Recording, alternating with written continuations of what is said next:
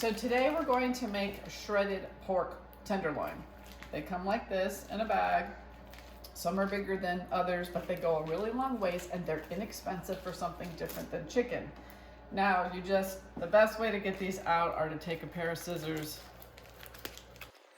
So I use these as my kitchen scissors, and make sure you wash them off when you're done.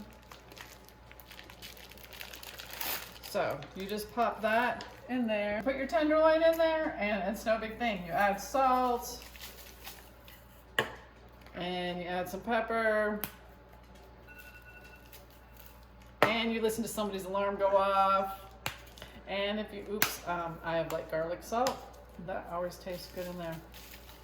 And then we're gonna put this on. Again, if you're gonna be gone all day, then you put it on low for like 7 hours.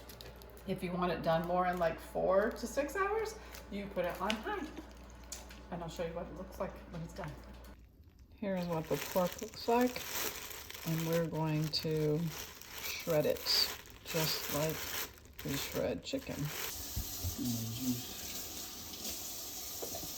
So there's 3 different meals that you can make by using the pork tenderloin and shredding it. So we've shredded, and now one is adding brown gravy, and it's really simple. You pour this in.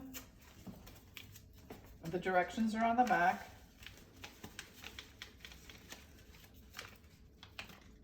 One cup of water.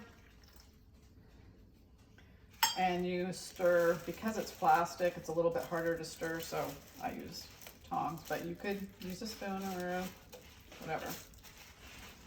And then you let it sit for a few minutes to harden up like the directions say. Just give it a little time in the crock pot. With pork tenderloin, you can get 3 different types of meals out of it. This was the barbecue pork.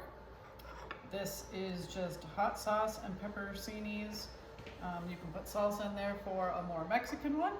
And this is the gravy one with mashed potatoes. So there you go.